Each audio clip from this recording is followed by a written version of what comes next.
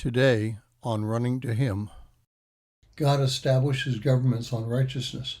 Therefore, an honest government is essential for the morals of its citizens. Today's reading is Proverbs 16, verses 11 through 13.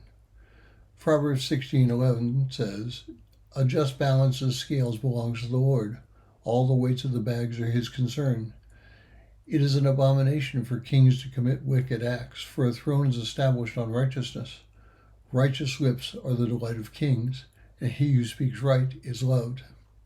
One of the foremost constitutional theorists of our country's founding generation, John Adams, observed, "Our Constitution was only made for a moral and religious people. It is wholly inadequate to govern any other." He wasn't the only founding father to hold this view.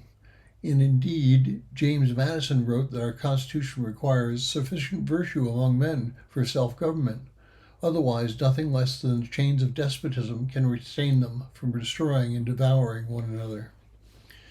Now, herein lies the problem with our government and our families. As a nation and as a people, we've forgotten that right living begins with a relationship with God. Before the 1960s, there was a general attitude in the United States that religion was necessary for proper living. When NASA introduced the Mercury astronauts to the public, the NASA public relations personnel made every effort to tell the world that these men were religious and held to the highest moral standards. Today, no such attempt is made to convince people that our leaders are righteous individuals, except politically. During the 2016 and 2020 elections, both parties projected their candidates as very religious people. Donald Trump was supported by enormous support from the evangelicals. Hillary Clinton touted her Methodist and her husband's Baptist traditions, and Joe Biden regularly invoked his Catholic background. However, it is irrelevant who we supported in either election. We all were played like a fiddle. None of those candidates incorporated God's wisdom into their lives. Instead, each of those candidates used their pseudo-religious beliefs to their advantage. Now, did President Trump do some good things? Of course. But while all three courted their base, none consistently acted on their stated beliefs about God. What then did John Adams mean when he spoke of a religious people?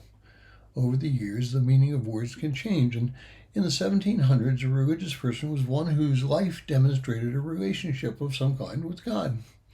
That person actively tried to live a religious life through that relationship.